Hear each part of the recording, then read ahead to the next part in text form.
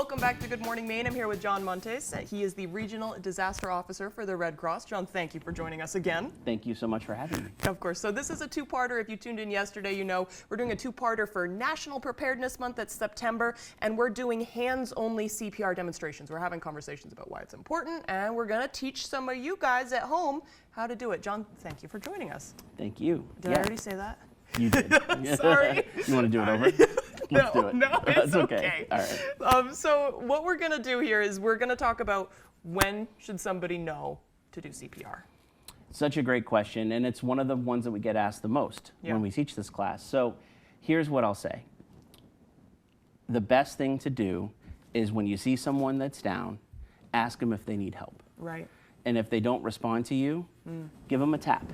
And we'll use this little Red Cross vehicle as our demonstrator, as our person. Yeah. So you just give them a tap. Hey, you okay? Right.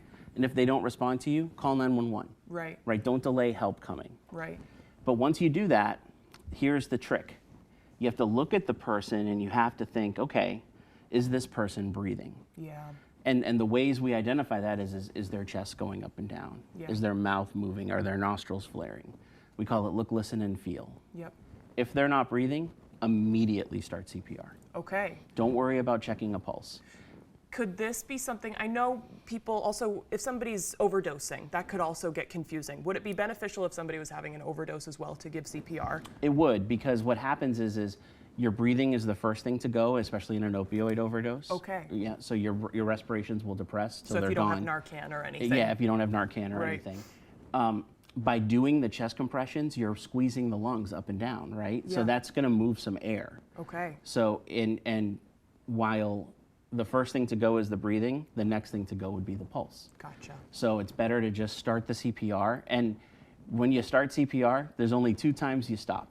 Yep. Do you know what those are? No. The 2 times you stop is if the person wakes up and says stop. Yes. Okay. And the second time is when you hand off to someone else. Okay. So hands-only CPR is continuous. There's no counting. Okay. And really, that's why you call 911 right away, Immediately. and then you get on it. Gotcha. Okay, so I guess let's dive into it, right? Can you give a demonstration of how, Yeah, how does absolutely. it work? So I thought we'd have a dummy here today. No, so we use these we call them emergency response vehicles. Yep. Because they're squishy. Yep. And they're less scary. Yeah. It's easier for someone to learn on something like this. It's small. We have a lot of them. Yep. We can give them out, and then you can take this home and you can teach teenagers. You can teach anybody with this. Cool. Then you can pass on this information to others. Yeah. And that's a lot more effective than having the fancy mannequin. Right. Now you need that for professional CPR, Right. and this is just hands only, which is lay rescuer. You don't need the certificate to No save a life. certificate, Yeah. nope. Yeah. But with this alone, we can do it. Yeah. So we'll pretend this is the person. Okay. We'll come up to them. They're not moving. Hey, do you need help? Yep. Nothing. Right. Call 911. Yep. Look, listen, and feel. Do you see any respirations? They're not breathing.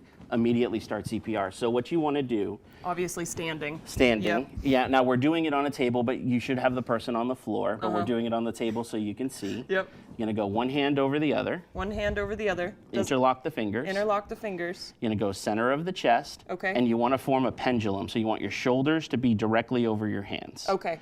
And then you want to push down and you want to push about 1.5 inches to 2 inches. So Okay. basically the entire length of the little car. Gotcha. And you do that. Whoa. You do that and you want to do that at a pace of about 100 to 120 times a minute. Okay.